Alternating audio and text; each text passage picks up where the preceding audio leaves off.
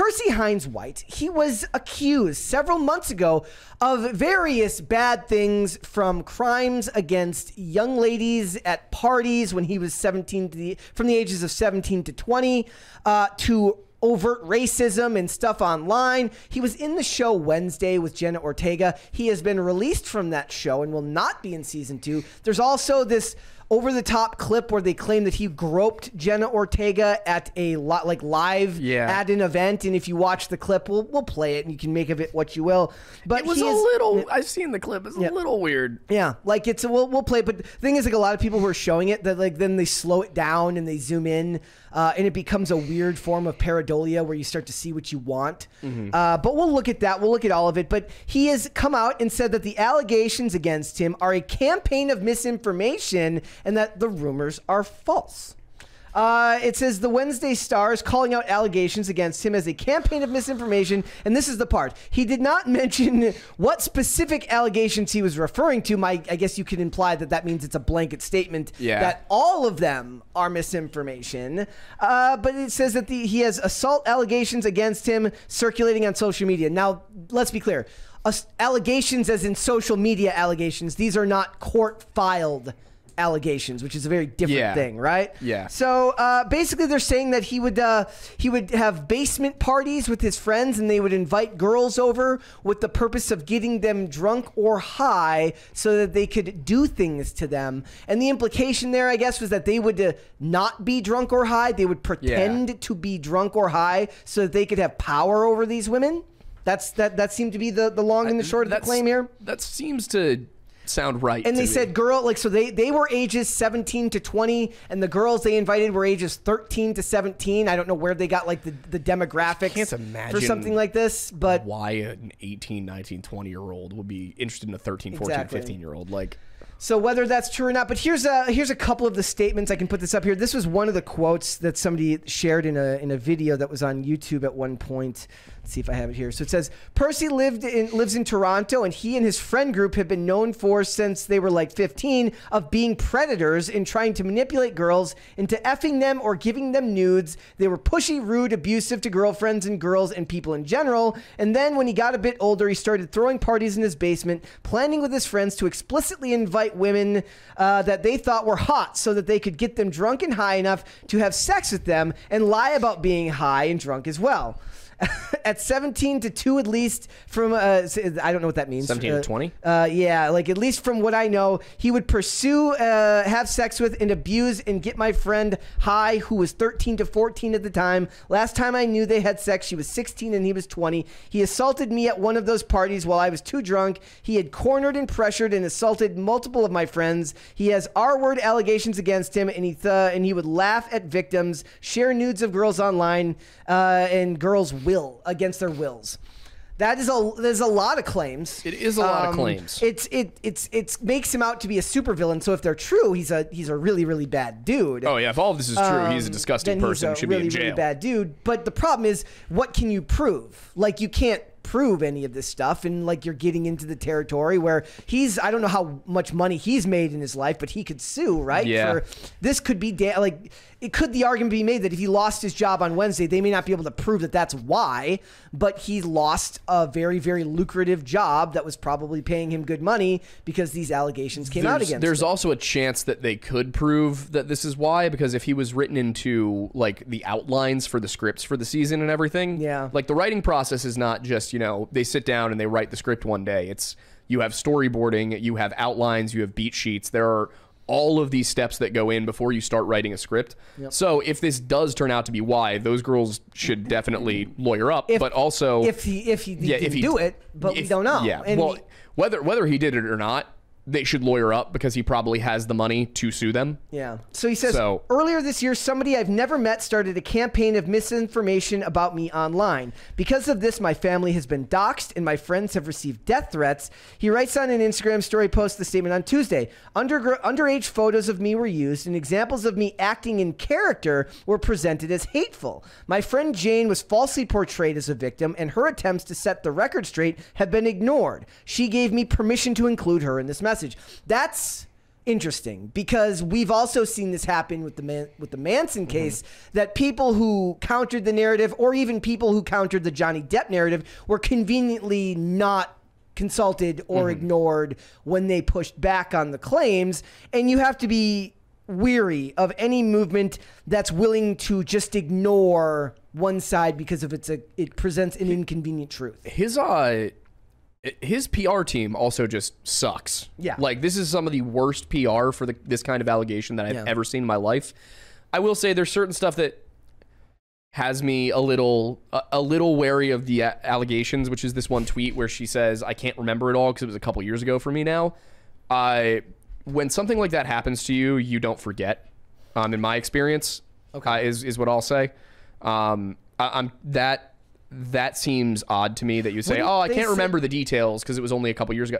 I remember what happened to me when I was 14 vividly. Yeah. Like, can picture it. And I know that some people, couldn't that be trauma? From people it can. Block it out? It can. Just for me, having had a bad experience like that, that one strikes me as odd. I really don't have any opinion on whether this is true or not, because I feel like everything so far is just he said, she said. I totally believe that it could have happened, but I also am cautious when somebody comes forward and doesn't really provide any details, but makes an allegation like this, because if it is true, great. We got him. We got a predator. He's off the streets. If it's not true, then next time somebody comes forward who might have actually been abused, everyone's going to be more skeptical. And that's what kind of happened with me too. There was a pendulum swing. Yep. It was believe all women, and then suddenly it was, wait a second, a whole bunch of these people are verifiably lying. And it swung back to the point where everybody was like, well, don't believe anything women say. And then kind of settled in the middle where it was like, believe, like, give all women the benefit of the doubt and the respect and believe them, but also, don't, maybe we don't immediately cancel somebody until there's facts. There's no hard and fast rule or answer to any of this, because at the end of the day, it is true, as far from what I remember, that like a lot of these prosecutions don't end up prosecuting, and they end up not being able to prove it in the court of law up to the standard they need to actually put someone in jail, which is discouraging to people who should want to come forward to seek justice. And then you're left with he said, she said. And the problem is they paint people that are just looking to be open-minded to both perspectives as one way or the other. So if you say, look, I'm not going to take what you say at face value, you're going to be painted a certain way and seen as the bad person for not being willing to hear both sides of the argument or not take an emotional response to this. And what I've learned is that moralistic campaigns can become every bit as ruthless as those of the immoral actions of the person they're making the claims against. You know what I think really is the person who screwed up here? The journalists. Because the way they presented this, it seems like they didn't bother to reach out to anybody and ask, in-depth questions. It seems like they didn't try and find any place where they could say, all right, well, definitively he was here with this woman at this time. So they put out this story because they want the money, they want the clickbait and all that.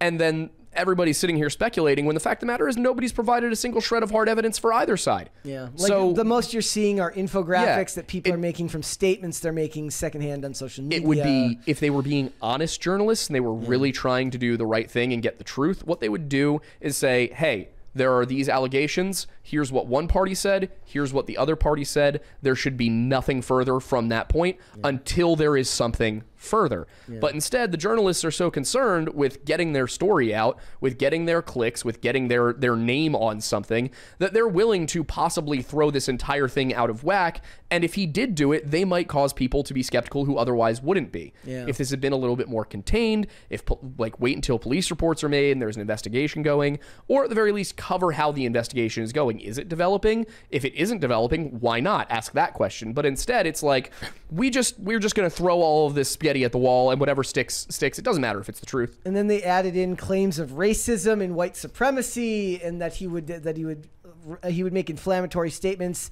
and bully women. I also think that's stupid, because you don't need to add in racism and white supremacy to the allegation of sexual assault. Yes, you do. You don't. You do, but you don't. You know what I mean? Like, it's... He did, however, that should be enough. He did, however, wear this shirt in public. Yeah. It's a picture of it's an I Heart New York shirt with Osama bin Laden in the heart. So that absolutely does show poor judgment. I will give it that. But make of that what you will. But he was young at that time, and he made mistakes, I guess. But that's not the same thing as being accused of actual serious physical violence against another person. Yeah. Not in the same way. Poor judgment of a shirt, whatever you think of that shirt. Is it even poor judgment? I mean, at this point, he's it's like being a provocateur. Yeah, it's like he's just trying to he's doing it to be edgy, and it's like whatever. Unless they're gonna make the same statement about the people who wear Che Guevara shirts, I don't want to hear it. So, the people who wear Che Guevara shirts are just stupid. Like that's sheer stupidity. Too nice. It is not stupidity. It is. It's not stupid. It's different because they totally reject the arguments and history that the real history that Che Guevara did. The things that he did, the people that he killed, they were real people with real lives. Yep.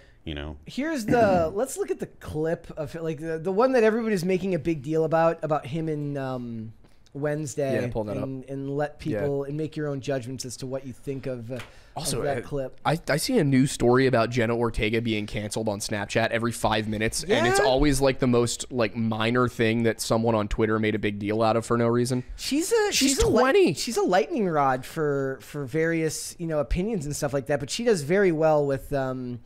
She doesn't let it get to her. It seems like, oh no, yeah, which is just like, but I don't understand why is somebody has success and you immediately need to tear her down for what reason? Like, what did Jenna do? That's what people are like these days. People like crabbed in a bucket. What's funny is like we had like the biggest YouTube short we ever had here was a video of like Mary talking about her pushing back on the writers from Wednesday because she took stuff out of the script and was like. A producer, not even a producer on the show, called her entitled. Yeah. And basically we were talking about like they were calling her entitled and toxic. And my initial position was like, look, that's not her job to take stuff out of the script. She's an actor. That's not her job. But then Wesley's like, yeah, but writers these days are awful. I'm like, that's true. Writers these days are awful. And what she had removed actually should have been removed. Never mind. I'm on the side with her. Yeah. I side with her on this one. And having grown up doing theater and working with the production aspect and being involved in actually getting a play, a film, something off the ground. Yeah.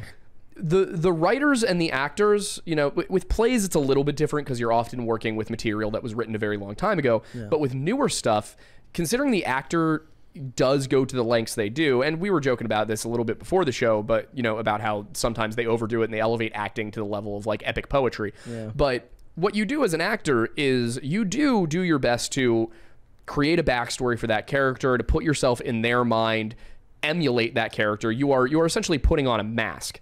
And what these actors are doing often, like Henry Cavill, like Jenna Ortega, is they become that character when they're on set. Yeah. And if there's something in the writing that they genuinely feel doesn't work for that character, it's appropriate for them to go to the writers and say, hey, can we tweak this? I don't think it quite works for what I think the character would do. And for some reason, Henry Cavill doing that and Jenna Ortega doing that, totally normal thing for actors, was just wildly overblown because a bunch of people were narcissistic and felt like, oh, I can't possibly have made the wrong choice with my writing here. Yeah. Yep. All right, here's that clip. Well, let's show this here. Let us know what you think, whether this was about this clip. So here it is.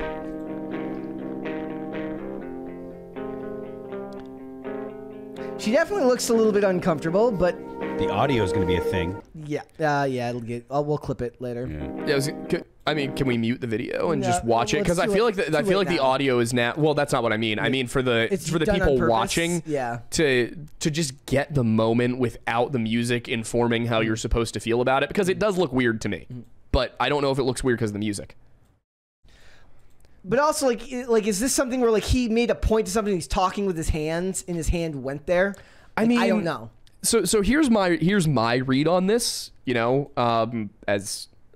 As somebody who's close to this age, is I see this as him having a crush on her, which is reasonable. Look at her and listen to her talk. She's funny. She's cute. Like she's a cool person. I don't blame him for having a crush on her. But it looks to me like his situation is he's trying to make a move and she's rejecting it, and he's getting into that awkward moment of not really knowing where the line is. Also, she like, they got mad at her for not like disavowing him. Yeah. Like that's Jenna Ortega? Yes. Okay. Yes. You think it was somebody else? No, You're just like, I didn't know what Jenna Ortega looked like. Yeah, and there's I have something terrible to say that I'm not going to say. Okay, perfect. After the show, yes. Remember it. I want to know what it was. So yeah, they're saying she clearly wasn't having it, but you know, that's it is a thing that people read too much into small interactions like this. Yeah. If she didn't take the opportunity to speak out against this, then especially when people were mad at her about it, you have to speak. If you have an issue, Definitely. you have to speak up. Yep. Like, I understand that there are people that don't like confrontation. I understand that it's difficult sometimes. I understand that it's harder for women than it is for men because of temperament usually. The fact that women tend to be more go along to get along than men. Not to say that all women are, just saying. But you still have to. You have to stand up for yourself. You have to make it known when someone is making you uncomfortable or someone has done something like that. Because if you do it 6 months later or a year later, then everybody's going to be talking about, oh, is this real? Did it actually happen? There's no proof, blah, blah, blah. All that kind of stuff comes if you don't speak up. Speak up for yourself. Find people that'll support you. Your friends will support you. Tell your friends, get support, and speak up for yourself. Seriously. Yeah, I agree. And this to me looks like the kind of thing where, I have friends who are between this age and my age. I'm 25 years old, and we'll be out at the bar, and something will happen where a guy, brushes a girl a girl's lower back or something, or gets a little too handsy or something. And what often happens is the girls in the group chat will later be like, hey, this happened, should I say something about it? Like it seems, I think people are forgetting how young these two are.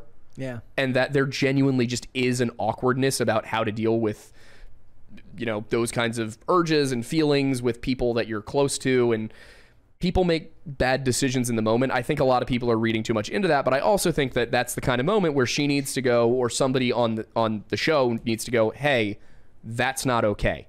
She's uncomfortable. You need to stop. It's got to be. It's preferably one of his guy friends, though. Well, in my opinion, it should be her. Yeah, like, really. But because the thing is, if you're a guy and you speak up for a woman that you aren't sure of what she actually is feeling, you could misread it. It's got to be the person. It's got to be the person that feels uncomfortable with it. If I were one of his buddies and I saw that happen, I would go to him privately, not put him on blast, not on Twitter, not in the group chat. I would go to him privately and I'd be like, hey, here's what I saw. Here's why I think you need to be careful. You should probably talk to her. That would be the conversation. But unfortunately, because these people are celebrities and they don't have anybody who actually cares about them, they're going to just keep making mistakes and keep getting rolled through this whole thing. We forget, look at almost every child actor that ever comes out of Hollywood. They're broken by the time they're adults because nobody raised them properly. Yep. So these people who get into it, that nobody's looking out for them. They're just a piggy bank for people. Yep. So it's his statement, as far as I'm concerned, seemed more like a sidestep to me. Like, why wait all that time for a statement that didn't really address the claims at all?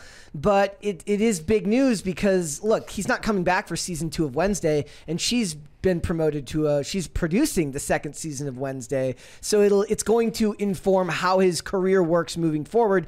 Taron Egerton is another person who had claims against him that it hasn't seemed to affect his ability to get work. Mm-hmm. He was in Tokyo Vice right after all of that stuff came out, so it falls into the category of like, when this stuff happens, it's like, I feel like we need to talk about it because it's relevant to the culture, it's relevant to the industry, but at the end of the day, you just don't know. And I don't know, I wasn't there, and I can say that one side seems more credible than the other. In this case, I don't think there actually is a side that seems more credible than the other. They both seem like it all seems kind of a mess. I have a significant problem caring. Yeah. There you go. Like she was not injured. She maybe the other end. No, I'm talking more about the we're more talking about allegations. The stuff about parties between the age of 17 and 20. Again, I can't prove it. They can't prove it. So what do you do? Unless there's something tangible that you can do something about. It's tough to be able to really make a call. And honestly, if anyone makes a call on it, they're doing it because they have an emotional reaction to the situation. They're going to be like, it's going to be people that are dudes that have been wrongly accused before that are going to take his side, and then there'll be women that'll be like, I felt uncomfortable in a situation like that, and I know exactly what she's going through, and they're going to take her side. It's all emotional reaction because there's no actual facts that you can relate, or and both sides will get mad at you for not reacting that way. Of course, I'm sure the chat's going to start yelling at me in a second for saying that, for not taking a side. But right now, chat wants to know the PG version of what you were going to say. No. He says no, ladies. When it's so diabolical that there is no PG version. He's like, I'm sorry. It's just one of those. Listen, nobody. One of the wonders of existence is thoughts that come into our heads. We have no idea where they come from, which is exactly why you can never punish people for having crazy, weird thoughts. Phil's here like, you're asking me to give you the PG version of a Riley Reid movie. Like, Courier626 has an interesting point. He says, this is the culture that created sex consultants on set. Yeah, we have intimacy coordinators on sets now because of stuff like this. What? Because actors are bad people. I had to cuddle with somebody for a music video we shot for my friend's senior project in high school, and it was, even that was uncomfortable. I was like, this is weird and awkward, trying to orient this for film. There was one time we were shooting a video, and the girl that showed up didn't look anything like the picture, so we sent her home, and we just used my girlfriend. In this case, the intimacy coordinators are they're an extension of the HR department, meaning that they're there to make sure that nobody gets sued for bad behavior, as we know. And they talk about to help us feel comfortable on set. I'm like, well, if the director's not helping you do that, then what does the intimacy coordinator know that the director doesn't, and why doesn't the director know that? It's an extension of the HR departments, because it's just there to make sure that nobody gets sued. No, do you actually believe that person cares much whether you're comfortable or not? Their job is not to protect you. Their job is to protect the studio from getting a lawsuit. So. Thanks for watching. Listen to full episodes of Pop Culture Crisis on Spotify. Keep up with us on social media and make sure you subscribe and ring that bell so you never miss the show. Bye, guys.